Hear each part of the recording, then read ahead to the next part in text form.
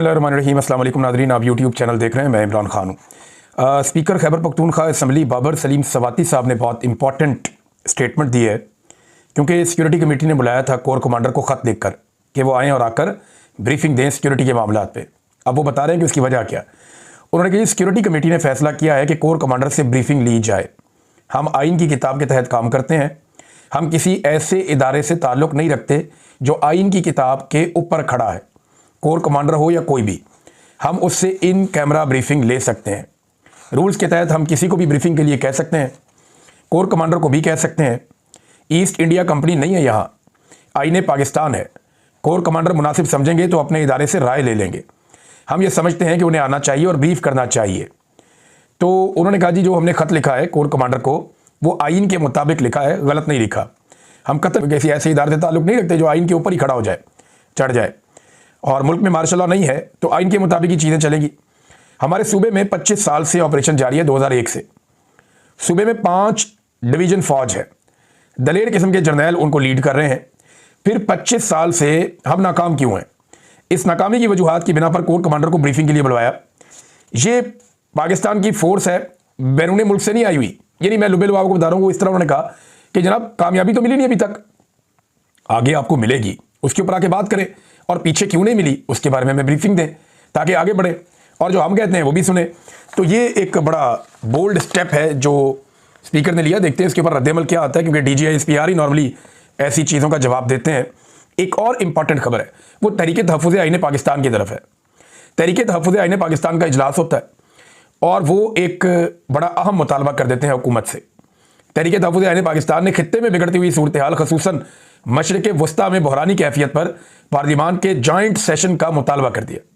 देखिए, यहाँ पे पार्लिमान फैसले नहीं कर रही, यहाँ पे हुकूमत फैसले नहीं कर रही, यहाँ पे अवाम के मुंतखब नुमाइंदे ना फैसले कर रहे हैं, ना वो इन फैसलों का बोझ उठा सकते हैं। फैसले फील्ड मार्शल आसिम मुनीर साहब कर रहे हैं और वो फैसले अपनी मनमानी से कर रहे हैं, अपनी मर्जी से कर रहे हैं। और जो फैसले वो कर रहे हैं उसके जरिए से वो आलमी सतह पर अपने आप को रेलिवेंट कर रहे हैं, अपनी ज़ाती रेलिवेंसी को वो बढ़ा रहे हैं। तो उनके फैसलों का बोझ तो आएगा सियासी क़यादत के ऊपर, लेकिन वो उठाएंगे नहीं और पार्लिमान के अंदर डिस्कशन हो नहीं रही। तो ये बड़ा इंपॉर्टेंट उन्होंने एक मुतालबा किया कि पार्लिमान का जॉइंट सेशन बनाया जाए। जंग अजीम दोम के बाद का इंटरनेशनल ऑर्डर जवाल पजीर है, जहां इसराइली जारहियत और फ़लस्तीनी मुसलमानों की नस्लकुशी और यूनाइटेड स्टेट्स के लातीनी अमरीका में तर्ज अमल ने इंटरनेशनल कवानीन की धज्जियाँ बखेर दी हैं, वहीं अक़वाम मुत्तहिदा को भी बेमानी कर दिया है।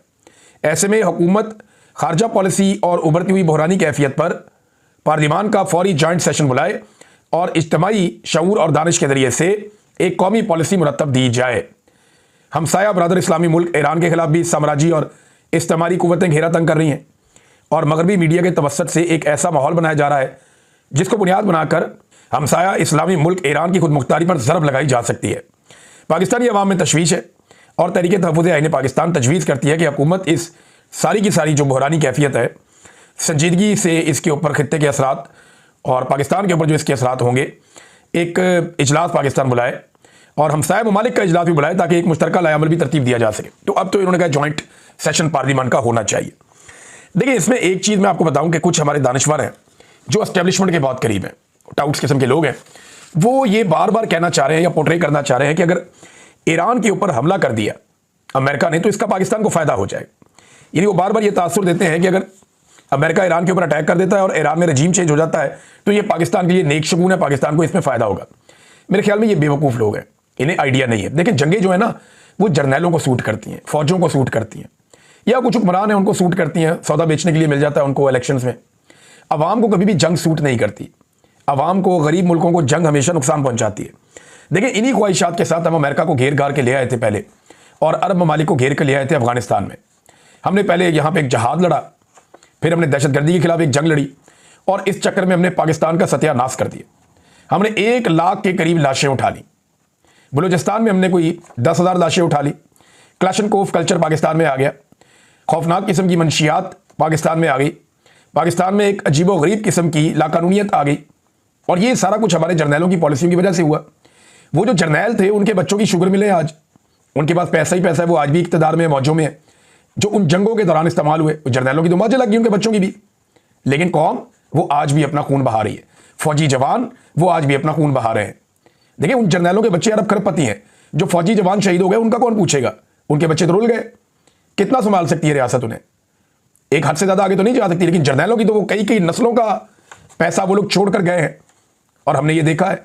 तो जंगें जर्नैलों को फ़ायदे देती हैं, बड़े बड़े ताकतवर लोगों को फ़ायदे देती हैं, आम आदमी को नहीं देती। जब भी आपके हमसाये में जंग आएगी, आपके ऊपर उसके असरात आएंगे।